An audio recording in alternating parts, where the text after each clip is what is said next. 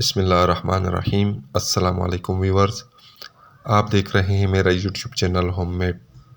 दोस्तों, आज मैं आपसे शू पॉलिश की एक बेहतरीन फार्मूलेशन शेयर करने जा रहा हूं। दोस्तों, वीडियो पूरी देखनी है, इसमें कोई चीज़ मिस नहीं करनी वरना फिर किसी चीज़ की समझ नहीं आएगी। और अगर चैनल पर नए हैं तो चैनल को सब्सक्राइब कीजिए और बेल आइकन दबाइए ताकि इस तरह की अच्छी वीडियो की नोटिफिकेशन आपको बर वक्त पहुँचती रहे।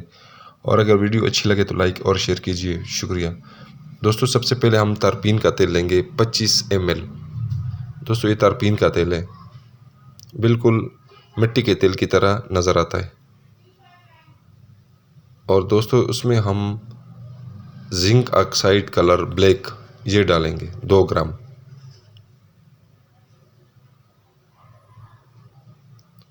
दोस्तों, सबसे पहले हम तारपीन के तेल में जिंक ऑक्साइड कलर को अच्छी तरह मिक्स करेंगे।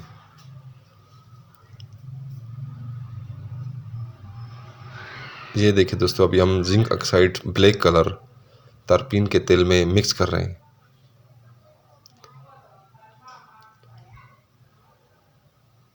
ये देखिए दोस्तों ये कलर अच्छी तरह मिक्स करना है, क्योंकि जब हमारा कलर अच्छी तरह मिक्स नहीं होगा तो फिर हमारे शू पॉलिश का कलर सही नहीं आएगा। ये देखिए दोस्तों, अभी हम जिंक ऑक्साइड कलर को तारपीन के तेल में मिक्स कर रहे हैं। पूरी तरह मिक्स करना है दोस्तों। और दोस्तों, कोशिश करें कि आप ग्लव्स पहने, क्योंकि ये जो कलर है ये हाथ को काला कर देता है और ये कलर बड़ी मुश्किल से उतरता है, काफ़ी मेहनत करनी पड़ती है। तो इसलिए कोशिश करें कि आप जो डिस्पोजेबल ग्लव्स है वो पहन लिया करें। कोई भी ग्लव्स आप पहने, बस इतना हो कि आपके हाथ काले ना हो जाए।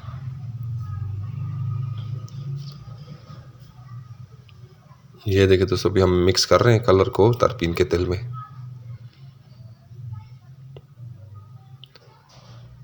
ये देखिए दोस्तों, कलर मिक्स हो गया। अभी हम इसको साइड पर रख लेंगे। दोस्तों, तारपीन के तेल को हमने फ्लेम से दूर रखना है, क्योंकि बहुत जल्दी आग पकड़ लेता है।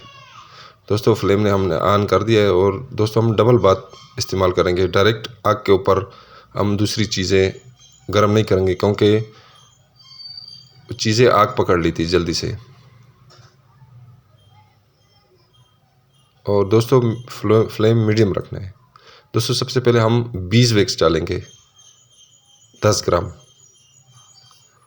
दोस्तों, ये वही शहद की मक्खी का मोम है जो छत्ते से निकलता है। उसके बाद दोस्तों, हम बेरोज़ा डालेंगे 5 ग्राम। और दोस्तों, उसके बाद हम पैराफिन वैक्स यानी मोम ये 5 ग्राम डालेंगे इसमें।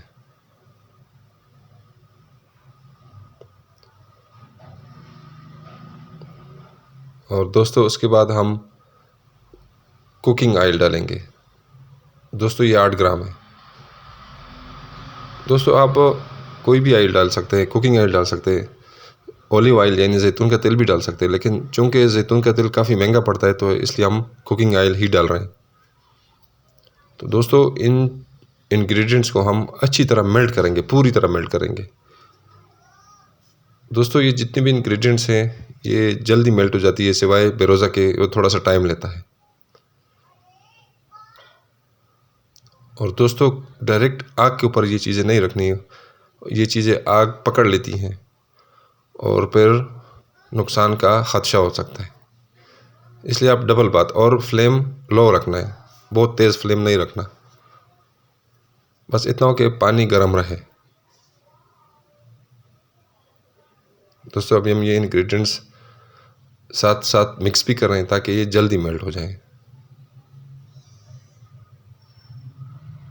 और दोस्तों, तारपीन के तेल को आग से बहुत दूर रखना है, आग के करीब नहीं रखना, वरना फिर आग लग जाएगी और फिर नुकसान का ख़दशा हो सकता है। उसमें आपका माली नुकसान भी हो सकता है और जानी नुकसान भी हो सकता है। इसलिए तारपीन के तेल को आग से बहुत दूर रखें, आग आग के बिल्कुल करीब ना रखें। और दोस्तों, फ्लेम बिल्कुल मीडियम या लो रखना है, हाई नहीं रखना। बस इतना रखना है कि पानी हमारा गर्म रहे।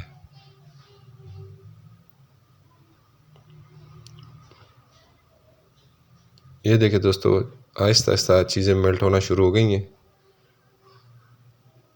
दोस्तों, जो हमने बीज वैक्स इस्तेमाल किया है, ये शहद की मक्खी वाला वैक्स जो हमने इस्तेमाल किया है, इससे हमारे पॉलिश की ओरिजिनल शेप आ जाती है, यानी सॉलिड, और ये चमक भी लाता है। और दोस्तों, जो पैराफिन वैक्स है मुंह में, ये भी हमारी पॉलिश को सॉलिड रखती है, सेमी सॉलिड रखती है, बिल्कुल सख्त नहीं रखती और बिल्कुल नरम भी नहीं रखती। और दोस्तों, तीसरा जो आइटम है बेरोज़ा, गम रोसिन भी कहते हैं इसको, ये हमारे शूज़ में चमक लाता है।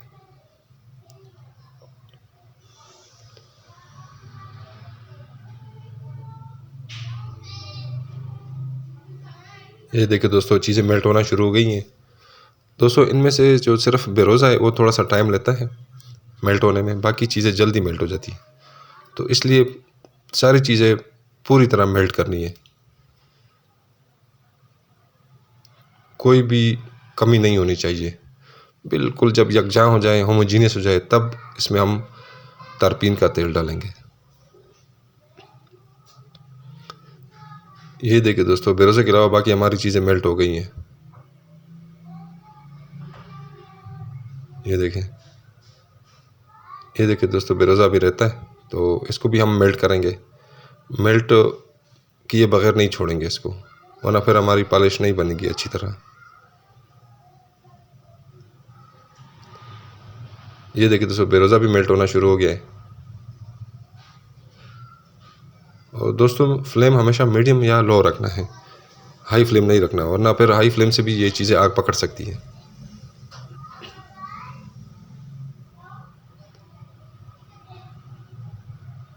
ये देखिए दोस्तों, हमारा बेरोज़ा भी काफ़ी हद तक मेल्ट हो गया है, अब थोड़ा सा रह गया बस।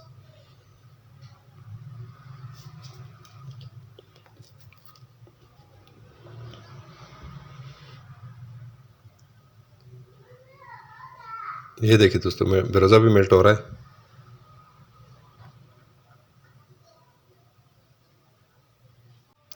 ये देखिए दोस्तों, बेरोज़ा भी काफ़ी हद तक मेल्ट हो गया है।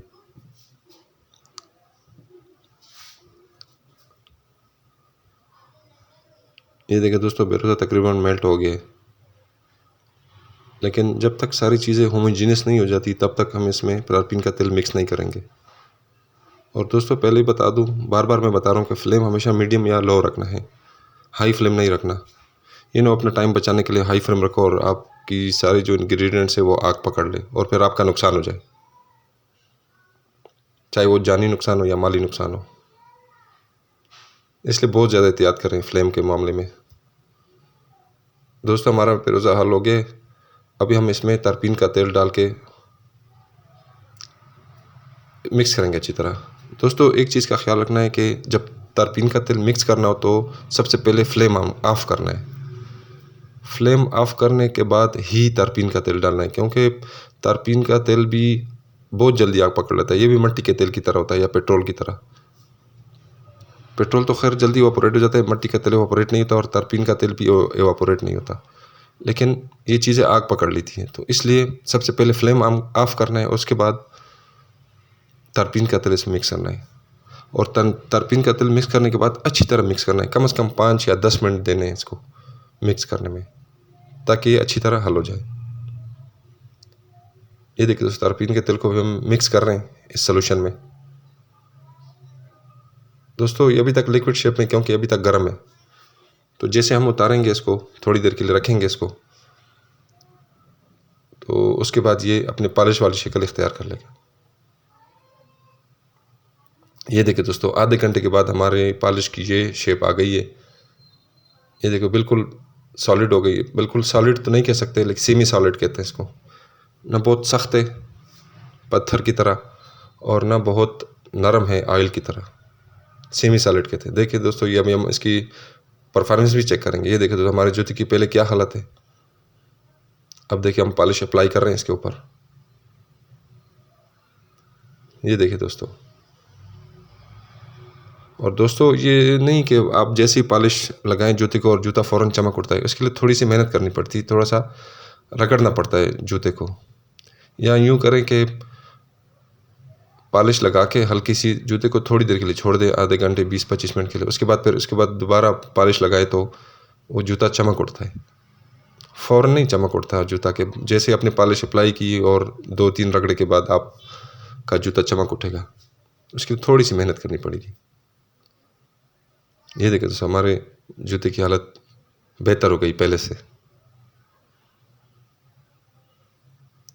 ये देखो अभी इसमें शाइन भी आ गई है। देखिए थोड़ी देर बाद हमने किया है इसको तो शाइन आ गई है। ये देखिए दोस्तों,